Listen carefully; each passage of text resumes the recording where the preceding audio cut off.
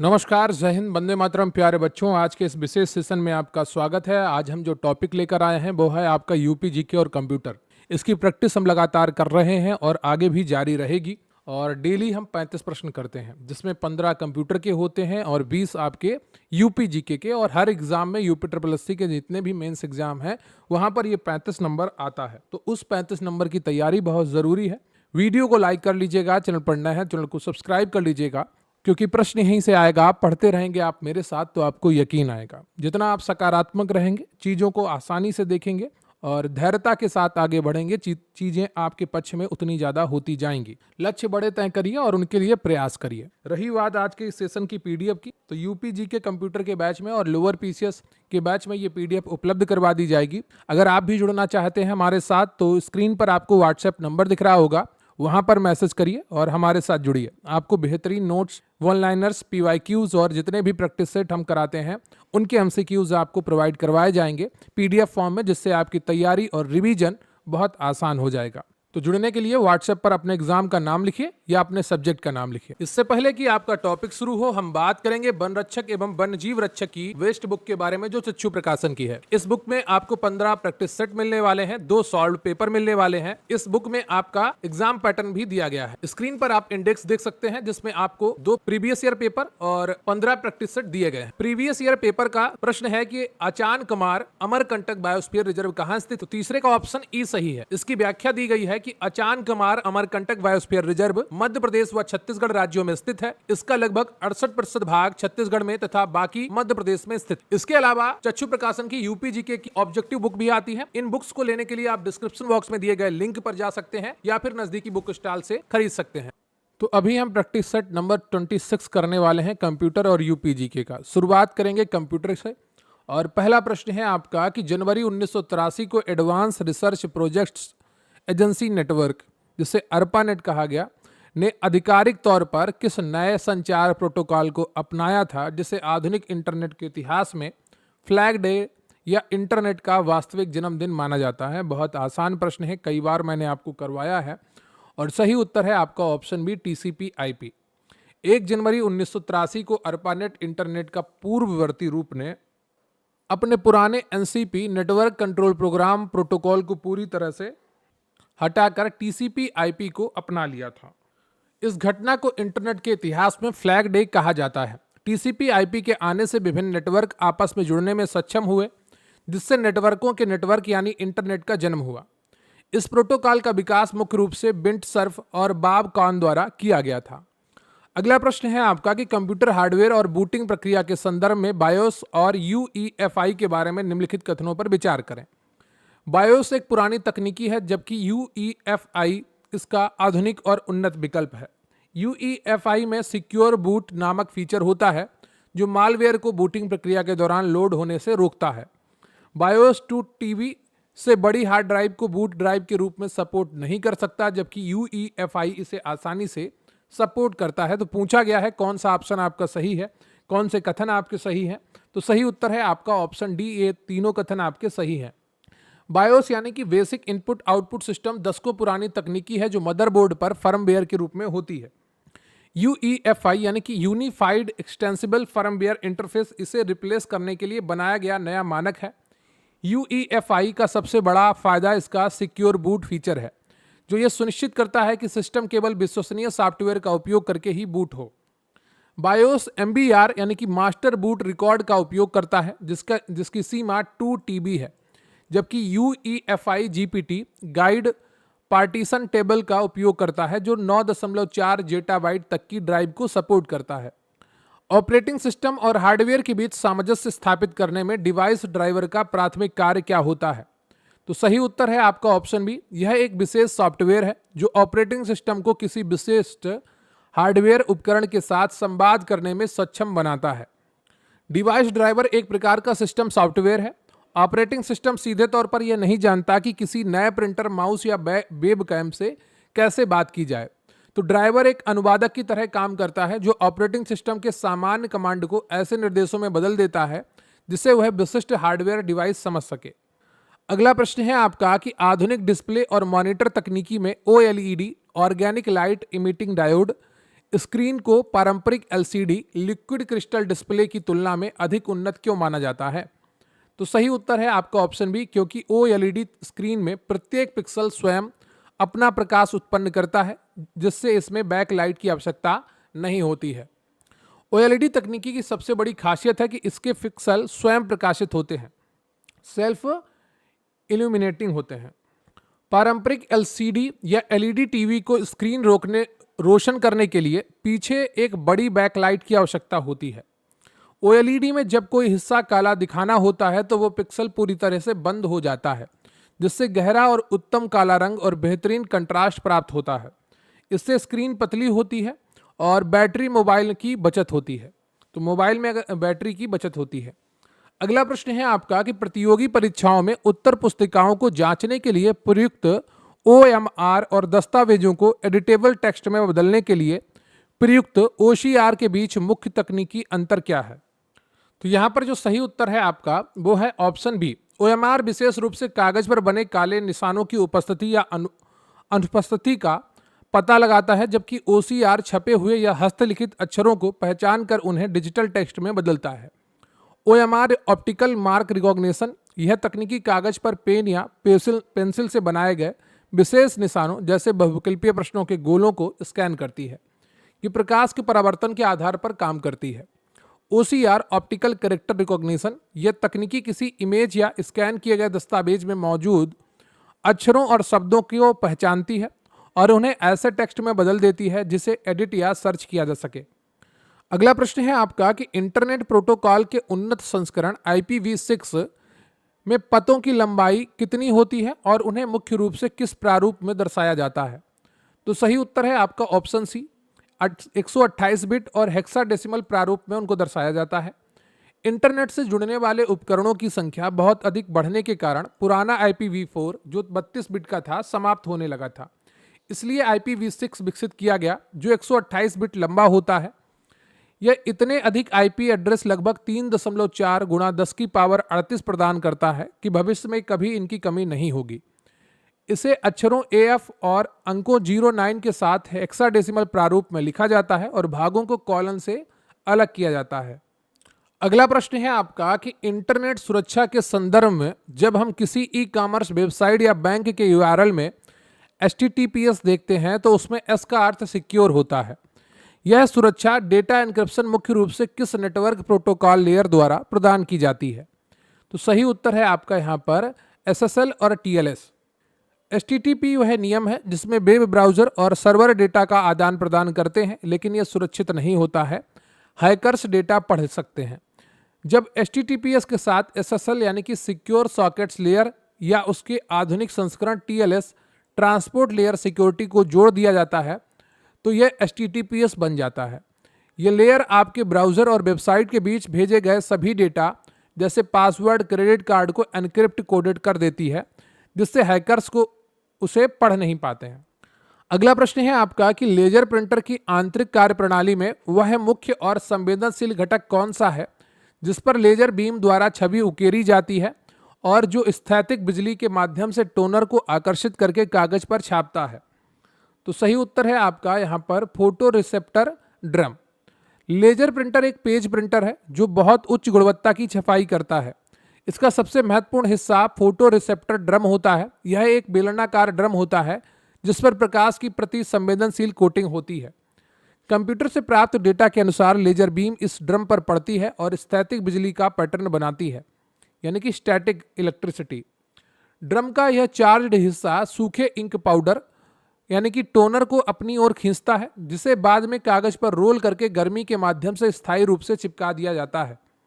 अगला प्रश्न है आपका कि विश्व भर में स्मार्टफोन और टैबलेट्स में सबसे अधिक उपयोग किए जाने वाले मोबाइल ऑपरेटिंग सिस्टम एंड्रॉयड का मुख्य कोर या कर्नेल मूल रूप से किस ओपन सोर्स ऑपरेटिंग सिस्टम पर आधारित है? तो सही उत्तर है आपका यहाँ पर लिनक्स। एंड्रॉयड को गूगल द्वारा विकसित किया गया है, लेकिन इसकी बुनियादी वास्तुकला लिनक्स कर्नेल के एक संशोधित संस्करण पर आधारित है।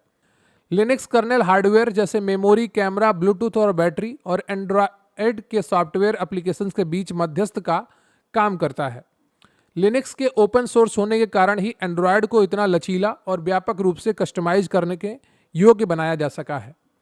अगला प्रश्न है आपका कि वर्ड प्रोसेसिंग में उस शक्तिशाली फीचर का क्या नाम है जिसका उपयोग करके एक ही मुख्य दस्तावेज को डेटाबेस में मौजूद सैकड़ों अलग अलग नामों और पतों के साथ जोड़कर एक साथ व्यक्तिगत पत्र तैयार किए जा सकते हैं।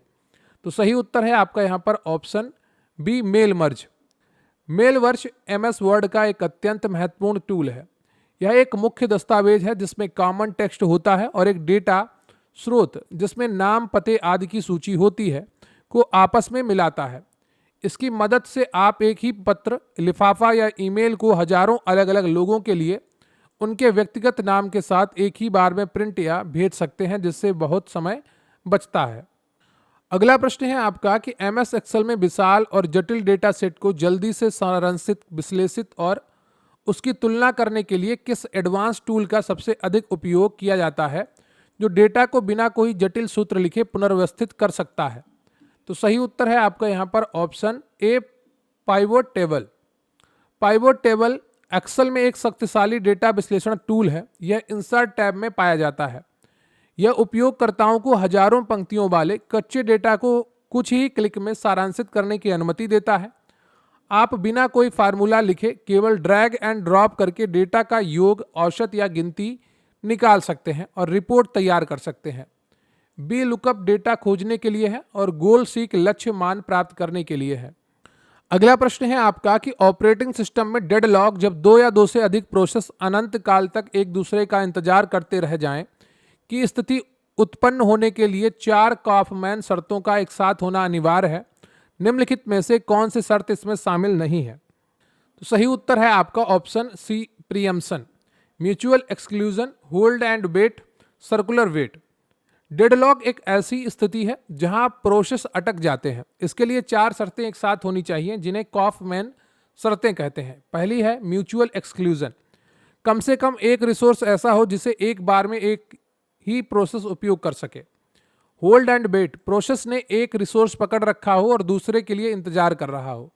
नो प्रीएम्पशन, रिसोर्स को किसी प्रोसेस से जबरदस्ती नहीं छीना जा सकता। विकल्प सी में नो गायब है, इसलिए यह डेडलॉक की शर्त नहीं है। सर्कुलर वेट, प्रोसेस एक चक्र में एक दूसरे के रिसोर्स का इंतजार कर रहे हों। अगला प्रश्न है आपका कि वर्ष 2002 में रीड हॉफमैन और उनके साथियों द्वारा स्थापित वह कौन सा प्रमुख सोशल नेटवर्किंग प्लेटफॉर्म है जिसे विशेष रूप से व्यावसायिक नेटवर्किंग, कैरियर विकास और नौकरी खोजने के लिए डिजाइन किया गया है? तो बहुत आसानी से आप इसका उत्तर कर पाएंगे। सही उत्तर है आपका लिंक्डइन। लिंक्डइन दुनिया का सबसे बड़ा पेशेवर नेटवर्क है। इसकी स्थापना दिसंबर 2002 में रीड हॉफमैन और उनके साथियों ने की थी और इसे मई 2003 में लॉन्च किया गया था। इसका उपयोग मुख्य रूप से पेशेवर नेटवर्किंग, नौकरी खोजने, कंपनियों द्वारा भर्ती करने और उद्योग जगत की खबरें साझा करने के लिए किया जाता है। दिसंबर 2016 में टेक दिग्गज माइक्रोसॉफ्ट ने इसे लगभग $26 बिलियन में अधिग्रहित कर लिया था। अगला प्रश्न है आपका कि आर्टिफिशियल इंटेलिजेंस, AI और मशीन लर्निंग के संदर्भ में निम्नलिखित कथनों पर विचार करें। 3 कथन दिए गए हैं। पहला कथन है कि सुपरवाइज्ड लर्निंग में एल्गोरिथम को पहले से ही लेबल किए गए डेटा अर्थात उत्तर पहले से पता होते हैं और प्रशिक्षित किया जाता है। अनसुपरवाइज्ड लर्निंग में एल्गोरिथम बिना लेबल का डेटा में स्वयं छिपे हुए पैटर्न को क्लस्टर खोजता है। तीसरा बिंदु है कि ईमेल को स्पैम या नॉन स्पैम में छांटना अनसुपरवाइज्ड लर्निंग का एक प्रमुख उदाहरण है। तो सही उत्तर है आपका यहाँ पर 1 और 2 आपका सही है। सुपरवाइज्ड लर्निंग की बात और अनसुपरवाइज्ड लर्निंग की बात सही है, तीसरी बात गलत है। सुपरवाइज्ड लर्निंग एक शिक्षक की तरह काम करती है जहां मशीन को इनपुट और सही आउटपुट दोनों दिए जाते हैं ताकि वह सीख सके। अनसुपरवाइज्ड लर्निंग में मशीनों को केवल कच्चा डेटा दिया जाता है और वे खुद डेटा की समानता के आधार पर समूह बनाती हैं। कथन 3 असत्य है क्योंकि स्पैम ईमेल फिल्टर करना सुपरवाइज्ड लर्निंग का उदाहरण है, क्योंकि मशीन को पहले से लेबल किए गए हजारों स्पैम और नॉट स्पैम ईमेल दिखाकर प्रशिक्षित किया जाता है। अगला प्रश्न है आपका कि बिग डेटा प्रोसेसिंग के क्षेत्र में अपाचे स्पार्क फ्रेमवर्क को पुराने हडूप मैप रेड्यूस की तुलना में बहुत अधिक तेज और उन्नत क्यों माना जाता है? तो यहाँ पर सही उत्तर है आपका ऑप्शन बी, क्योंकि स्पार्क इन मेमोरी प्रोसेसिंग का उपयोग करता है जबकि हडूप डेटा को बार बार हार्ड डिस्क पर पढ़ता और लिखता है। हडूप मैप रेड्यूस एक डिस्क आधारित प्रोसेसिंग इंजन है। यह हर कार्य के बाद मध्यवर्ती डेटा को वापस हार्ड डिस्क पर लिखता है जिससे यह धीमा हो जाता है। अपाचे स्पार्क एक in memory data processing engine है। ये अपना सारा काम मुख्य मेमोरी में करता है, जिससे डिस्क पढ़ने और लिखने का समय बचता है। यही कारण है कि Apache spark Hadoop map reduce की तुलना में मेमोरी में 100 गुना तक और डिस्क पर 10 गुना तक तेज काम कर सकता है। तो ये आपका कंप्यूटर का जो सेक्शन था वो कंप्लीट हुआ। अगला जो सेक्शन है आपका वो यूपीजीके का है। अगला प्रश्न है आपका कि उत्तर प्रदेश में औद्योगिक विकास को बढ़ावा देने के लिए स्थापित विभिन्न प्राधिकरणों और उनके स्थापना वर्ष के संबंध में निम्नलिखित में से कौन सा युग्म सम्मिलित नहीं है। तो सही उत्तर है आपका यहाँ पर ऑप्शन डी, लखनऊ औद्योगिक विकास प्राधिकरण 1995। बाकी आपके सही है नवीन ओखला औद्योगिक विकास प्राधिकरण 1976, भदोई औद्योगिक विकास प्राधिकरण 1981 और गोरखपुर औद्योगिक विकास प्राधिकरण 1989। क्योंकि जो लखनऊ औद्योगिक विकास प्राधिकरण है लीडा, ये 1995 में नहीं बल्कि 2005 में स्थापित किया गया था। नोएडा की स्थापना 1976 में हुई थी और बीडा यानी कि भदोई औद्योगिक विकास प्राधिकरण 1981 और गोरखपुर औद्योगिक विकास प्राधिकरण यानी कि गीडा की स्थापना 1989 में हुई थी। और ये परीक्षा में पूछे जाते प्रश्न हैं। ये गीडा वाला तो किसी एग्जाम में अभी हाल ही में यूपी में पूछा गया था। अगला प्रश्न है आपका कि उत्तर प्रदेश के किस महान साहित्यकार और प्रखर संपादक ने 1903 ईस्वी में प्रसिद्ध साहित्यिक पत्रिका सरस्वती का संपादन कार्यभार संभाला और हिंदी साहित्य में खड़ी बोली के परिष्कार और मानकीकरण में युगांतकारी योगदान दिया है। तो सही उत्तर है आपका यहाँ पर ऑप्शन सी, आचार्य महावीर प्रसाद द्विवेदी। आचार्य महावीर प्रसाद द्विवेदी का जन्म उत्तर प्रदेश के रायबरेली जिले के दौलतपुर गांव में हुआ था। उन्होंने वर्ष 1903 में इलाहाबाद से प्रकाशित होने वाली वर्तमान प्रयागराज सरस्वती पत्रिका का संपादन शुरू किया और 1920 तक इसे सफलता से चलाया। इनके इस काल को हिंदी साहित्य में द्विवेदी युग के नाम से भी जाना जाता है। उन्होंने हिंदी खड़ी बोली को व्याकरणिक रूप से शुद्ध किया और लेखकों को ब्रजभाषा के स्थान पर खड़ी बोली में कविताएं और गद्य लिखने के लिए प्रेरित किया। अगला प्रश्न है आपका कि उत्तर प्रदेश की वास्तुकला विरासत के संदर्भ में लखनऊ स्थित वास्तुकला का अद्भुत नमूना बड़ा इमामबाड़ा, जिसमें प्रसिद्ध भूल भुलैया भी स्थित है, का निर्माण 1784 ईस्वी में किस नवाब द्वारा एक अकाल राहत परियोजना के हिस्से के रूप में करवाया गया था। सही उत्तर है आपका ऑप्शन बी, नवाब आसफुद्दौला। बड़ा इमामबाड़ा, जिसे आसफी इमामबाड़ा भी कहा जाता है, लखनऊ की सबसे प्रसिद्ध ऐतिहासिक इमारत है। इसका निर्माण अवध के चौथे नवाब आसफुद्दौला ने 1784 में करवाया था। 1784 में अवध में भयंकर अकाल पड़ा था। लोगों को रोजगार देने के लिए नवाब ने इस विशाल इमारत का निर्माण शुरू करवाया था अकाल राहत परियोजना के तहत। इसकी वास्तुकला की विशेषता इसका विशाल केंद्रीय हाल है, जो बिना किसी खंबे के सहारे खड़ा है और इसके ऊपर जटिल भूल भुलैया स्थित है। अगला प्रश्न है आपका कि उत्तर प्रदेश के लोक नृत्यों के संदर्भ में अत्यंत कठिन और मनमोहक चरकुला नृत्य राज्य के किस विशिष्ट क्षेत्र की महिलाओं द्वारा किया जाता है, जिसमें वे अपने सिर पर 108 तेल के दीपकों से सजा हुआ एक भारी लकड़ी का पिरामिड रखकर नृत्य करती हैं। सही उत्तर है आपका यहाँ पर ऑप्शन डी, ब्रज क्षेत्र। कई बार स्टूडेंट्स क्या होता है, इतना बड़ा प्रश्न देख के डर जाते हैं, लेकिन उत्तर बहुत आसान होता है, जैसे इस प्रश्न का है। चरकुला उत्तर प्रदेश के ब्रज क्षेत्र मथुरा, वृंदावन, बरसाना का एक शानदार और पारंपरिक लोक नृत्य है। मान्यता है कि राधा जी के जन्म की खुशी में उनकी दादी ने चरकुला रथ का पहिया सिर पर रखकर नृत्य किया था। इस नृत्य में घूंघट काढ़े हुए महिलाएं अपने सिर पर लकड़ी का एक बहुस्तरीय पिरामिड चरकुला रखती हैं, जिस पर 108 जलते हुए मिट्टी के दीपक रखे जाते हैं। यह मुख्य रूप से होली के तीसरे दिन के अवसर पर भगवान कृष्ण के रसिया गीतों पर किया जाता है। अगला प्रश्न है आपका कि उत्तर प्रदेश की क्षेत्रीय भाषाओं और बोलियों के भौगोलिक विस्तार के संदर्भ में निम्नलिखित कथनों पर विचार करें। भोजपुरी मुख्य रूप से उत्तर प्रदेश के पूर्वी जिलों जैसे बलिया, गाजीपुर, गोरखपुर में बोली जाती है। ब्रजभाषा का प्रभाव मुख्य रूप से पश्चिमी उत्तर प्रदेश जैसे मथुरा, आगरा, अलीगढ़ में देखने को मिलता है। बुंदेली भाषा उत्तर प्रदेश के उत्तरी तराई क्षेत्र जैसे पीलीभीत, लखीमपुर में प्रमुखता से बोली जाती है। तो इनमें से कौन से कथन सत्य हैं, आपको समझ में आ रहा होगा कि कौन से कथन सत्य हैं। यहाँ पर आपका ऑप्शन बी सही है, 1 और 2। बुंदेली आपकी बुंदेलखंड क्षेत्र में बोली जाती है, जो दक्षिणी पठारी क्षेत्र है यूपी का, जैसे झांसी, ललितपुर, महोबा, बांदा आदि। ब्रजभाषा का केंद्र मथुरा है, ब्रजभूमि है, और ये पश्चिमी यूपी में आगरा, अलीगढ़, एटा आदि में बोली जाती है। अगला प्रश्न है आपका कि उत्तर प्रदेश के पर्यटन और बौद्ध विरासत स्थलों में वाराणसी के निकट सारनाथ में स्थित वह कौन सा विशाल और बेलनाकार स्तूप है, जिसका निर्माण मूल रूप से मौर्य सम्राट अशोक द्वारा उस सटीक स्थान को चिन्हित करने के लिए किया गया था जहां भगवान बुद्ध ने अपना पहला उपदेश दिया था? तो सही उत्तर है आपका यहाँ पर ऑप्शन धम्मेक स्तूप। धम्मेक स्तूप सारनाथ वाराणसी में स्थित है, एक विशाल बौद्ध संरचना है, लगभग 43.6 मीटर ये ऊंचा है।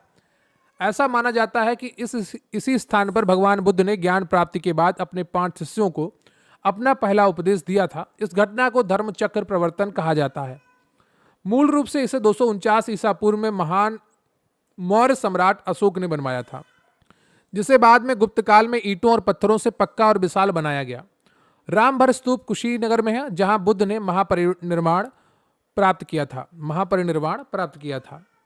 अगला प्रश्न है आपका कि उत्तर प्रदेश के सामाजिक रीति रिवाजों और मेलों के अंतर्गत प्रतिवर्ष यमुना नदी के तट पर आगरा जिले में आयोजित होने वाला वह कौन सा प्रसिद्ध मेला है जो मूल रूप से भगवान शिव को समर्पित है, साथ ही उत्तर भारत के सबसे बड़े पशु मेलों में से एक माना जाता है? तो सही उत्तर है आपका ऑप्शन सी, बटेश्वर मेला। बटेश्वर मेला आगरा जिले के बटेश्वर नामक स्थान पर यमुना नदी के तट पर कार्तिक पूर्णिमा अक्टूबर-नवंबर के आसपास आयोजित होता है। यह स्थान अपने 101 शिव मंदिरों की श्रृंखला के लिए प्रसिद्ध है। धार्मिक महत्व के साथ साथ यह राजस्थान के पुष्कर मेले की तर्ज पर ऊंटों, घोड़ों और पशुओं का एक बड़ा व्यापारिक पशु मेला भी है। नौचंदी मेला मेरठ में, दादरी पशु मेला बलिया में और देवा शरीफ मेला बाराबंकी में लगता है। अभी देवा शरीफ मेला तो हाल ही की परीक्षा में पूछा गया था। ये सारे मेले इंपॉर्टेंट है, बार बार परीक्षाओं में पूछे जाते हैं। अगला प्रश्न है आपका कि उत्तर प्रदेश के पर्यटन और मध्यकालीन इतिहास के दृष्टिकोण से अत्यंत महत्वपूर्ण और अभेद्य माने जाने वाला कालिंजर का किला राज्य के किस जिले में विंध्य पर्वतमाला पर स्थित है, जहां 1545 ईस्वी में घेराबंदी के दौरान बारूद फटने से अफगान शासक शेर शाह सूरी की मृत्यु हो गई थी? तो यहां पर जो सही उत्तर है आपका वो बी हो जाएगा, बांदा। कालिंजर का किला उत्तर प्रदेश के बांदा जिले में बुंदेलखंड क्षेत्र की विंध्य पहाड़ियों पर स्थित है। प्राचीन काल में यह चंदेल राजपूतों के अधीन एक अभेद्य दुर्ग था, जहां प्रसिद्ध नीलकंठ महादेव मंदिर भी स्थित है। इतिहास में यह किला इसलिए भी प्रसिद्ध है क्योंकि 1545 ईस्वी में इस किले की जीतने के प्रयास में तोप का एक गोला दीवार से टकराकर वापस बारूद के ढेर पर गिरा, जिसके विस्फोट में दिल्ली के अफगान शासक शेर शाह सूरी की मृत्यु हो गई थी। अगला प्रश्न है आपका कि उत्तर प्रदेश के भौगोलिक परिदृश्य और राजनीतिक सीमाओं के अनुसार राज्य का वह एकमात्र जिला कौन सा है जिसकी सीमाएं 4 अन्य राज्यों मध्य प्रदेश, छत्तीसगढ़, झारखंड और बिहार को एक साथ स्पर्श करती हैं? बहुत आसान उत्तर है, कई बार परीक्षाओं में पूछा गया है और कई बार पूछा जाएगा। ऑप्शन डी सही है, सोनभद्र। ये पूरे भारत का एकमात्र ऐसा जिला है जिसकी सीमाएं 4 अलग अलग राज्यों से छूती हैं। दिशाएं याद रखिएगा, जब प्रश्न कठिन बनाना होगा तो दिशा पूछ लेगा। वे 4 राज्य हैं, पश्चिम में मध्य प्रदेश, दक्षिण में छत्तीसगढ़, दक्षिण पूर्व में झारखंड और पूर्व में बिहार। सोनभद्र अपना कोयला भंडारों और बिजली संयंत्रों के लिए भी जाना जाता है। उत्तर प्रदेश के गंगा यमुना के मैदानी क्षेत्रों में पाई जाने वाली जलोढ़ मिट्टी के संदर्भ में निम्नलिखित कथनों पर विचार करें। खादर नई जलोढ़ मिट्टी है जो नदियों द्वारा हर साल बाढ़ के दौरान लाई जाती है और यह कृषि के लिए अत्यधिक उपजाऊ होती है। बागर पुरानी जलोढ़ मिट्टी है जो बाढ़ के मैदानों से ऊंचे स्थानों पर पाई जाती है जहां अब बाढ़ का पानी नहीं पहुंचता है। बांगर मिट्टी में अक्सर अशुद्ध कैल्शियम कार्बोनेट के कंकड़ पाए जाते हैं। तो सही उत्तर है आपका यहां पर ऑप्शन डी। 1, 2, 3 आपके तीनों कथन सही हैं। खादर क्षेत्र नदी के किनारे के निचले इलाके होते हैं जहां हर साल बाढ़ आती है। नई गाद बिछने के कारण यह मिट्टी बहुत उपजाऊ होती है। नई गाद के साथ में ह्यूमस भी आता है जो खाद का काम करता है, प्राकृतिक उर्वरक का काम करता है। बांगर क्षेत्र में ऊंचे भूभाग है जहां बाढ़ का पानी नहीं पहुंच पाता है। ये पुरानी जलोढ़ मिट्टी से बने होते हैं और खादर की तुलना में कम उपजाऊ होते हैं। समय के साथ बागर मिट्टी में कैल्शियम कार्बोनेट के ठोस टुकड़े जमा हो जाते हैं जिन्हें स्थानीय भाषा में कंकड़ कहा जाता है। अगला प्रश्न है आपका कि उत्तर प्रदेश के वन और वन्यजीव संरक्षण के संदर्भ में राज्य का एकमात्र राष्ट्रीय उद्यान दुधवा राष्ट्रीय उद्यान मुख्य रूप से किस जिले में स्थित है जिसे 1977 में राष्ट्रीय उद्यान का दर्जा दिया गया था? तो सही उत्तर है आपका ऑप्शन बी, लखीमपुर खीरी। दुधवा राष्ट्रीय उद्यान उत्तर प्रदेश का सबसे बड़ा और एकमात्र राष्ट्रीय उद्यान है। यह भारत नेपाल सीमा पर तराई बेल्ट में उत्तर प्रदेश के लखीमपुर खीरी जिले में स्थित है। प्रसिद्ध संरक्षणवादी बिली अर्जन सिंह के प्रयासों से इसे 1970 में राष्ट्रीय उद्यान बनाया गया था। ये दलदली हिरण और बाघों के संरक्षण के लिए विश्व प्रसिद्ध है। इसे 1987-88 में प्रोजेक्ट टाइगर के तहत टाइगर रिजर्व भी घोषित किया गया था। अगला प्रश्न है आपका कि उत्तर प्रदेश में खान और खनिजों के वितरण के संदर्भ में राज्य के किस एकमात्र जिले में परमाणु ऊर्जा के लिए आवश्यक बहुमूल्य रेडियोधर्मी खनिज यूरेनियम की सीमित भंडार पाए गए हैं। तो सही उत्तर है आपका ऑप्शन सी, ललितपुर। उत्तर प्रदेश में खनिजों का बहुत अधिक भंडार नहीं है, लेकिन बुंदेलखंड और बिंद क्षेत्र में कुछ महत्वपूर्ण खनिज पाए जाते हैं। बुंदेलखंड क्षेत्र के ललितपुर जिले, जो तीन तरफ से मध्य प्रदेश से घिरा है, में राज्य का एकमात्र यूरेनियम का भंडार पाया गया है। इसके अलावा ललितपुर का सोनराई क्षेत्र तांबा के खनन के लिए भी प्रसिद्ध है। अगला प्रश्न है आपका कि भारतीय अर्थव्यवस्था और कृषि क्षेत्र में उत्तर प्रदेश के योगदान के संदर्भ में राज्य निम्नलिखित में से किन तीन प्रमुख कृषि उत्पादों के उत्पादन में पूरे देश में प्रथम स्थान पर है? तो ऐसा कॉम्बिनेशन चयन करना है आपका जिसमें यूपी प्रथम स्थान पर है सभी में। तो सही उत्तर है आपका ऑप्शन बी, गेहूं, गन्ना और आलू। उत्तर प्रदेश भारत का एक प्रमुख कृषि प्रधान राज्य है और गंगा के उपजाऊ मैदानों के कारण इसकी कृषि उत्पादकता बहुत अधिक है। उत्तर प्रदेश पूरे देश में गेहूं, गन्ना, आलू के कुल उत्पादन में प्रथम स्थान पर है। धान के उत्पादन में भी अब यूपी प्रथम स्थान पर है। इसके अलावा राज्य दूध और आम उत्पादन में भी शीर्ष राज्यों में गिना जाता है। चावल उत्पादन में यूपी पश्चिम बंगाल के, जो गलत लिखा है यहाँ पर, प्रथम स्थान पर आ गया है। ठीक है, चावल उत्पादन में यूपी अब प्रथम स्थान पर आ गया है, इसको ठीक कर लीजिएगा। ठीक है, तो चावल उत्पादन में यूपी अब प्रथम स्थान पर है, पश्चिम बंगाल को पीछे छोड़ दिया है यूपी ने। अगला प्रश्न है आपका कि उत्तर प्रदेश के कुटीर उद्योगों के संदर्भ में राज्य का कौन सा ऐतिहासिक शहर, जो हर्षवर्धन की राजधानी भी रहा है, अपने सदियों पुराने पारंपरिक इत्र उद्योग के लिए विश्व स्तर पर प्रसिद्ध है और इसे भारत की इत्र राजधानी कहा जाता है? कई बार प्रश्न परीक्षाओं में पूछा जाता है। सही उत्तर है आपका सी, कन्नौज। गंगा नदी के तट पर स्थित कन्नौज शहर प्राचीन काल से ही अपने पारंपरिक इत्र उद्योग के लिए विश्व विख्यात है। यहाँ आज भी सदियों पुरानी देग भपका डिस्टिलेशन विधि से फूलों से शुद्ध इत्र निकाला जाता है। कन्नौज प्राचीन भारत में राजा हर्षवर्धन की राजधानी भी हुआ करता था, जिसे तब कान्यकुब्ज या महोदय श्री कहा जाता था। अलीगढ़ तालों के लिए, फिरोजाबाद कांच की चूड़ी के लिए और भदोई कालीन के लिए प्रसिद्ध है। अगला प्रश्न है आपका कि उत्तर प्रदेश की राज्य व्यवस्था एवं प्रशासन पंचायती राज के संदर्भ में राज्य 73वें संविधान संशोधन के तहत कितने स्तर की पंचायती राज व्यवस्था लागू है और इसके शीर्ष स्तर की संस्था का क्या नाम है? तो सही उत्तर है आपका यहाँ पर 3 स्तरीय पंचायती राज व्यवस्था लागू है और शीर्ष स्तर पर जो होती है वो होती है जिला पंचायत। बलवंत राय मेहता समिति 1957 की सिफारिशों और 73वें संविधान संशोधन 1992 के अनुसार उत्तर प्रदेश में 3 स्तरीय पंचायती राज व्यवस्था लागू है। 3 है ग्राम स्तर पर ग्राम पंचायत, ब्लॉक या खंड स्तर पर क्षेत्र पंचायत और जिला स्तर पर सबसे शीर्ष जिला पंचायत। जिला पंचायत पंचायती राज प्रणाली की सर्वोच्च कड़ी है जो पूरे जिले के ग्रामीण विकास कार्यों का पर्यवेक्षण करती है।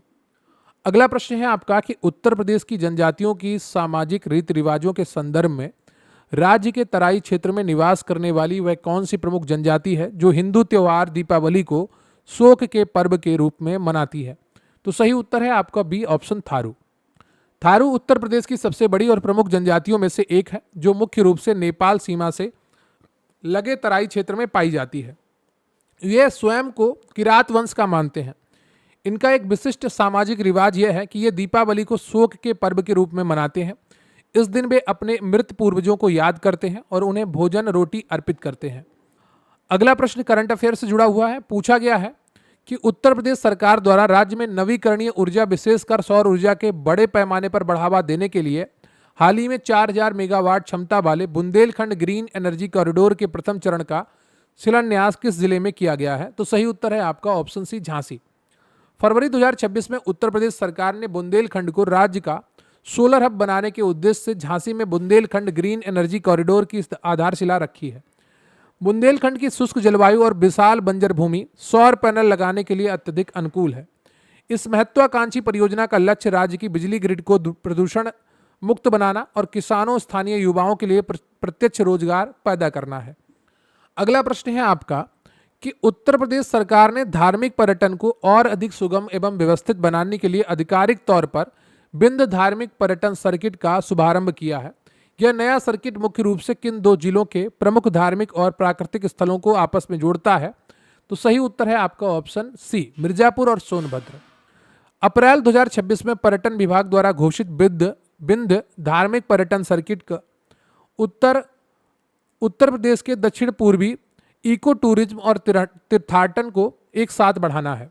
यह सर्किट मिर्जापुर प्रसिद्ध मां विंध्यवासिनी धाम, अष्टभुजा मंदिर को सोनभद्र प्राकृतिक जलप्रपात, रिहंद डैम और शिव द्वार मंदिर से निर्बाध 4 लेन सड़कों और पर्यटन सुविधाओं के माध्यम से जोड़ता है। इससे इस पिछड़े क्षेत्र में स्थानीय रोजगार, होमस्टे गाइड की भारी बढ़ावा मिलने की उम्मीद है। अगला प्रश्न है आपका कि उत्तर प्रदेश को भारत का टेक मैन्युफैक्चरिंग हब बनाने के उद्देश्य राज्य कैबिनेट द्वारा पारित यूपी सेमीकंडक्टर मैन्युफैक्चरिंग पॉलिसी 2026 के तहत राज्य का पहला मेगा सेमीकंडक्टर पार्क कहां स्थापित किया जा रहा है? तो सही उत्तर है आपका ऑप्शन ए, नोएडा और ग्रेटर नोएडा में। विदेशी निवेश को आकर्षित करने और चीन ताइवान पर निर्भरता कम करने के लिए यूपी सरकार ने मई 2026 में अपनी नई सेमीकंडक्टर नीति का मंजूरी दी है। इसके तहत नोएडा और ग्रेटर नोएडा क्षेत्र के राज्य के पहले सेमीकंडक्टर हब के रूप में चुना गया है, क्योंकि यहां से पहले ही मजबूत आईटी और इलेक्ट्रॉनिक्स इंफ्रास्ट्रक्चर मौजूद है। यहां सेमीकंडक्टर प्लांट लगाने वाली कंपनियों को 75% तक भूमि सब्सिडी और भारी टैक्स छूट दी जाएगी। अगला प्रश्न है आपका कि भारतीय गन्ना अनुसंधान संस्थान और राष्ट्रीय शर्करा संस्थान क्रमशः राज्य के किन 2 शहरों में स्थित है? तो ये शहर कौन कौन से हैं? देखिए, राष्ट्रीय शर्करा संस्थान ये आपका कानपुर में स्थित है और भारतीय गन्ना अनुसंधान संस्थान ये आपका लखनऊ में है। तो बी ऑप्शन आपका सही हो जाएगा। तो आज का सेशन यहीं कंप्लीट होता है। वीडियो को लाइक कर लीजिएगा, चैनल पर नया है चैनल को सब्सक्राइब कर लीजिएगा और अपने दोस्तों के साथ भी शेयर करिएगा और अच्छे अच्छे कमेंट करते रहिए। आपके कमेंट्स हमारे साथ जुड़ने का मौका देते हैं, आपको भी और हमें भी।